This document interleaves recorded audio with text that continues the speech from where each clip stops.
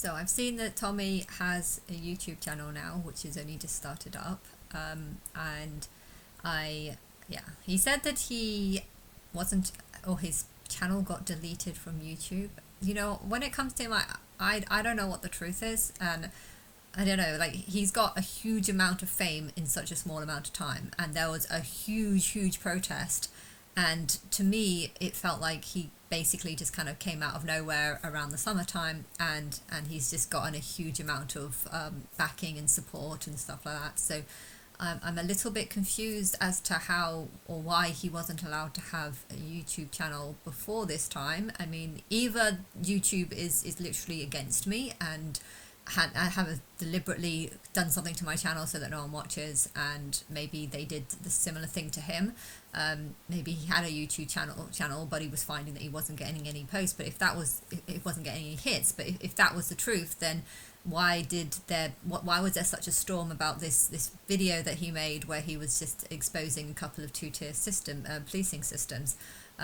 He exposed a couple of things, and apparently got a million hits. Well, none of my videos have got a million hits, so I'm a bit confused, because it's like, well, obviously YouTube is helping him enough for that to happen, and if they've stopped him from posting, why, or have they? You know, I'm wondering if he's actually working with a team of people, but this team of people is basically just hiding behind him, and he himself is called Stephen Lexley or something, but he's hiding behind the name of Tommy Robinson, because he in a way is created like some sort of character. You know, that was one of the dream that I had, that he was kind of like putting on some sort of show or puppet show. So you know, I feel like that might be the truth. Like maybe he's you know, not I don't feel like I can trust everything that he says, because I feel like a lot of it is for the public, and I felt like that was what the dream was telling me. Is that the truth, or is just that what I believe? I don't know. You know, I had a dream I bought cigarettes from a shop, and just like, but I don't smoke, so why would I do that? I don't even know. I can't understand or analyze dreams, because sometimes they just don't make any sense to me.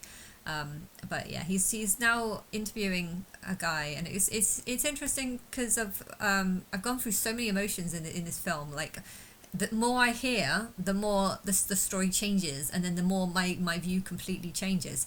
You know, first he was talking about the area and how, you know, how it seems nice. It kind of looks like somewhere like in Bournemouth or something. That's what it kind of reminds me of. It reminds me of just a normal house in Bournemouth or something, and or down the coast, that area. And you know, are there going to be an invasion of Islamic people coming over with knives? I don't know, but I'm seeing more and more of these people. Like, it's getting worse, you know. I feel like there's a huge number of Islamic people in the area, but the Islamic people aren't necessarily the danger.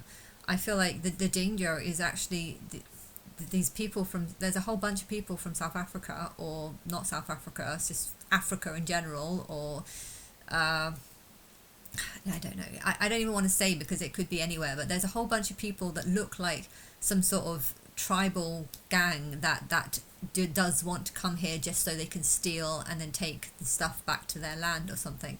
And they almost have this animal mentality. You know, if I can get it, if I can get it out of the country, then it's ours. There's a lot of people in Africa that think diamonds and jewels and all this stuff came from our country, and they bought it for a very low price, and therefore they've basically just come into our country, stolen a bunch of stuff, and now we're going to now we're going to go into their country, steal a bunch of stuff, and then bring it back here. You know, there's a lot of people that have this kind of mentality and view on the world, and they actually see humans as being just another type of animal. If you can kill it, do so, and get out. And so when I see people wearing balaclavas, it kind of reminds me of people that might be like this. And there are a few people that I've tried to look into their eyes to get like a sense of what kind of people they are, but it's almost like from the split second that I saw, it's almost like their spirit knows that that's exactly what I was doing. Like, maybe I'm just getting paranoid. I might just be getting paranoid, but it almost feels like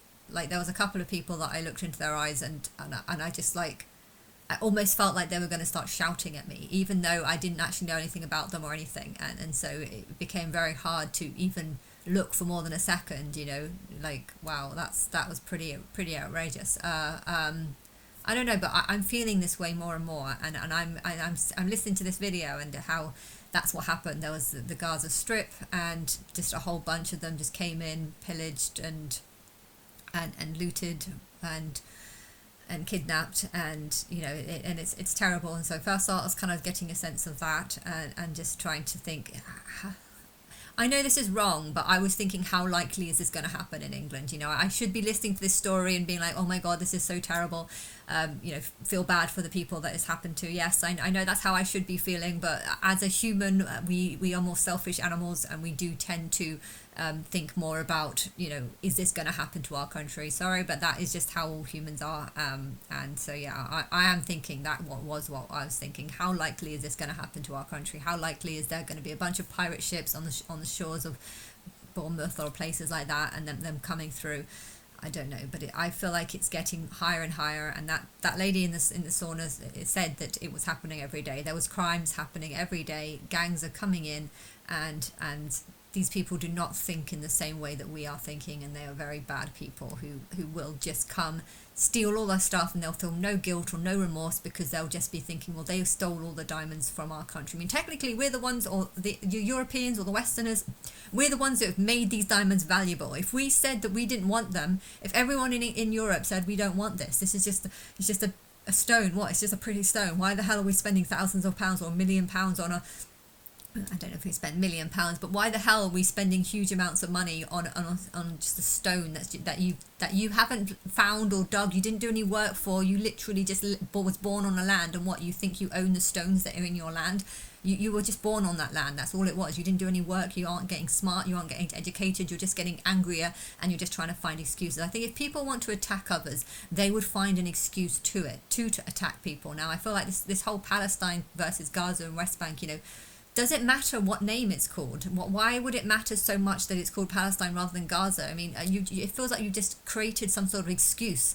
We're going to call this Palestine. You're calling it Gaza. We don't want you to call it Gaza. Now we're going to kill you over this. And it's just coming up with an excuse that's ridiculous.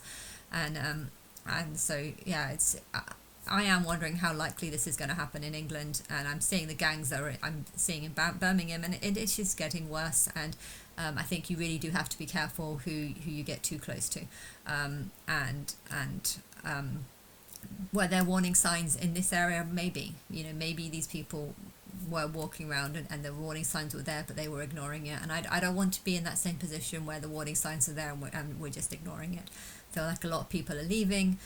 But then again, there's also a twist side. There are people who generally think that the growth is happening, and it's happening at a rapid rate. I'm pretty sure the houses in this area are worth 180, maybe 190. I mean, to be honest, I think 190 is a lie.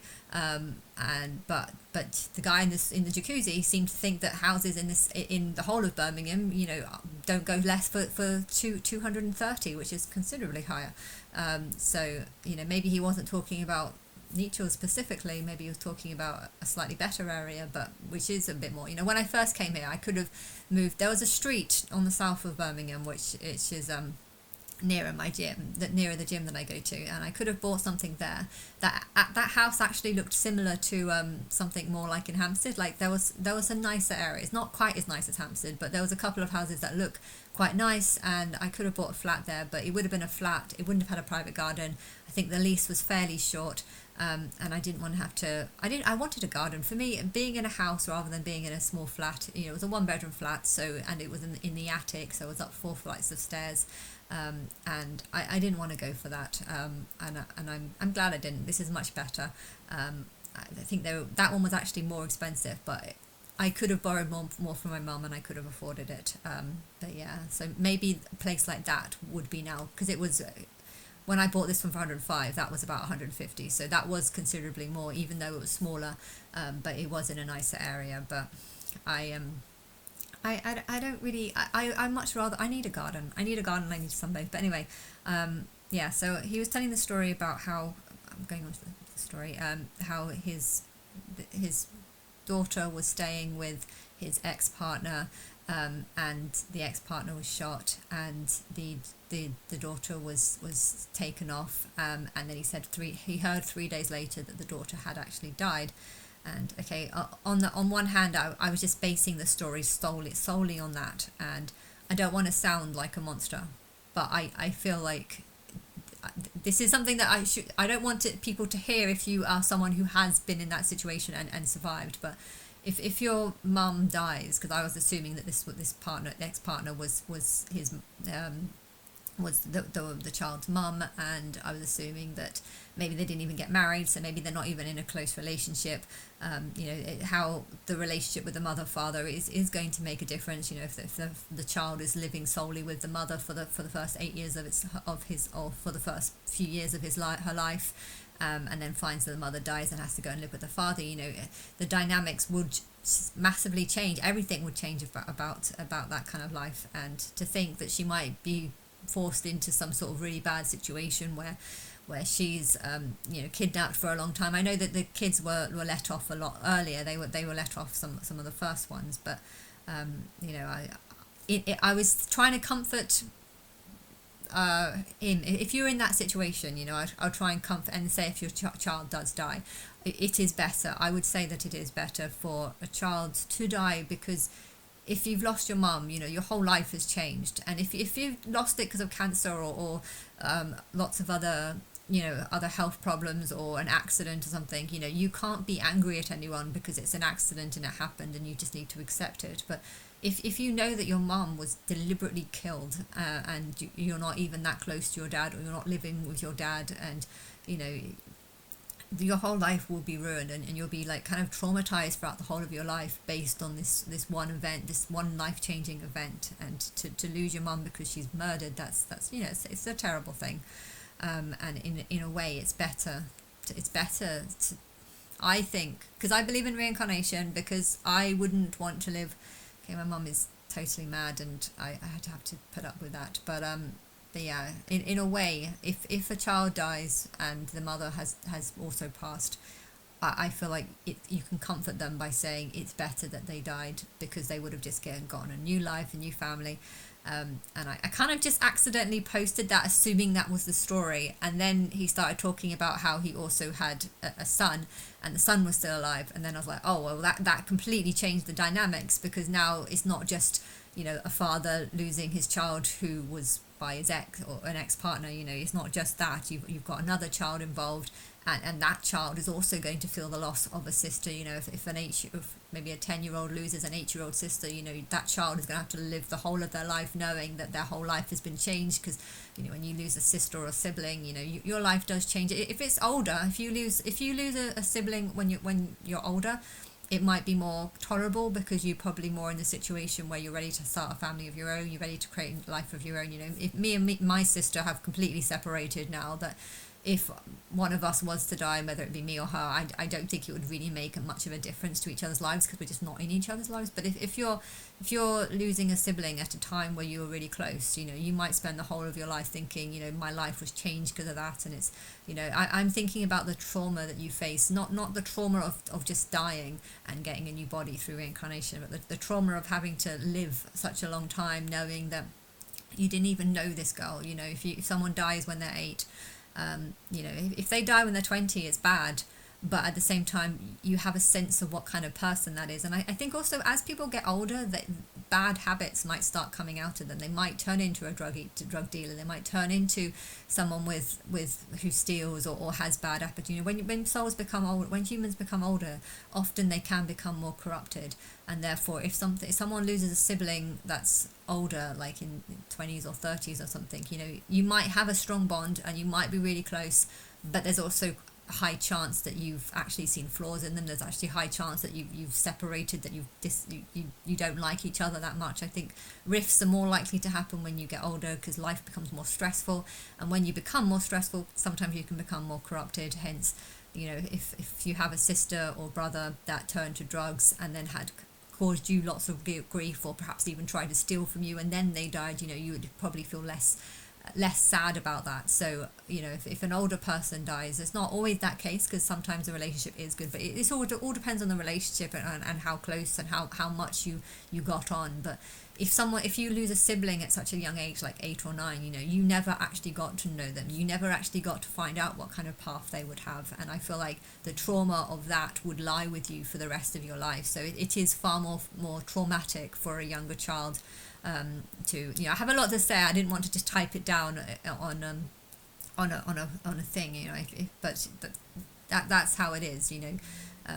I see trauma as just being like life changes that have a very long effect. Losing a sibling at a young age will have a long lasting effect, because you would always think, how would I be if that child if she hadn't have died, what would my life be? And so losing, if you have one child with an ex-partner, and your ex-partner's mum or your ex-partner dies, and then you find out later that the child has also died, it's horrific, it is. But if your relationship with that ex-partner wasn't very strong, maybe she might have not liked you for certain reasons, you might have not got on, maybe she was dating other people, and there was tensions there, and although it's sad to lose a child as well, if that's the mother, in a way I feel like daughters kind of are happier with mothers, and sons might be happier with fathers as well. So I think if a father died, it does depend on the relationship, but on the whole, on average, not always, but on the average, sons usually side with fathers, and the daughters usually side with mothers. That's not always the case, so don't say that's always the case. No, I'm sure it can change and stuff. I didn't side with my dad, but I side more with him than my mum, because I think my mum's completely batty. But on the other hand, my dad has faults too. But yeah, so yeah, on the one hand, I was like, okay, the ex-partner's died, and the child has died. That's really bad. At least she only suffered for 3 days. And then he started revealing out that she had a brother, and I was like, oh no, that's even different now. Now if you're a father who has to raise up a son by yourself, and that there was also another child that you should have also been raising up. I mean, on one hand, it will be easier for the father to raise up one child than 2 children. So I am thinking about it on that perspective. If a mother dies, it is bad if the child dies too, but if the father has to take on responsibility, and if the father's not capable, some fathers are not capable of looking after very young children. They might be capable of looking after a 15-16-year-old, because 15 and 16-year-olds can kind of look after themselves, but an 8-year-old would be or a 4-year-old even would be a much harder challenge. And if it's a girl as well, that child might remind them of their ex-partner, and so to constantly have to look after someone and be there for someone 24/7, because you can't leave kids under the age of 12 alone at home. So having a child under the age of 12 really does make a big life change to the father if the mother's no longer around. I mean, he could date new people and stuff, so maybe there would be other carers, but can you trust them? You'd always have that question mark on can you trust these other parents? If there was a mother there, that adds so much more security, because you feel like you can take it in turns, you can take responsibilities of the child, and therefore it's bad if a mother dies, and a child as well with that person, but at the same time, on one hand, there's benefits for that to happen, and then I learned that the child hadn't actually died, and that she actually was still alive in the hostage thing. And I was just thinking, oh dear, what is happening to her? Does he know? And he was kind of revealing that although she was starved, there was no torture or rape. So that's very good. And it's good that she was alive to tell the story, I guess. Because if she would have died after 50 days, you wouldn't even know, and that the trauma of having to live the rest of your life not knowing what happened to her in those last 50 days, would probably be quite.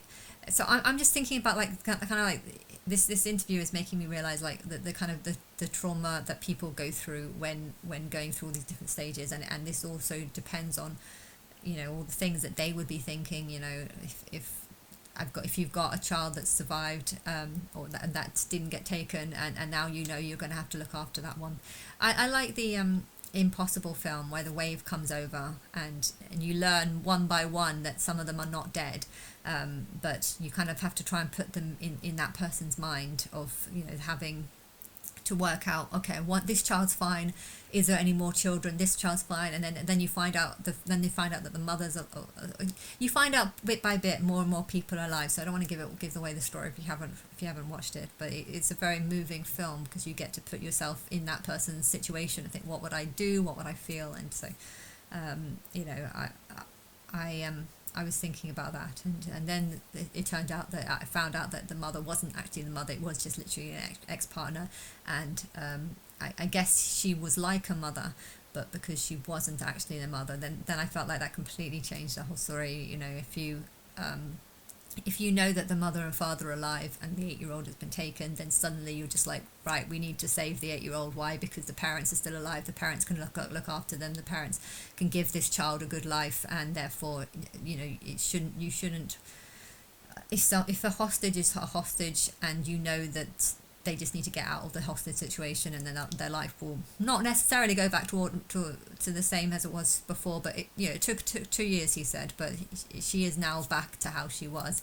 It took a long time, but you know, if hostages have lost all their family and they're still alive, okay, it's bad if they die, but if they've lost all their family and are at an age where they need their family, they need their support, you know, sometimes I do think that reincarnation is definitely the best. If they've lost both parents and they're a child, I know they can go into foster care and stuff like that. But if there's too many kids needing to go into foster care, you know, death and reincarnation is an easy way of I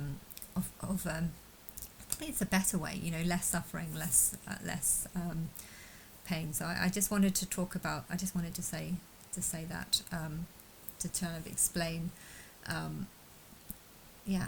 And so I'm happy that I'm happy that she got out after, and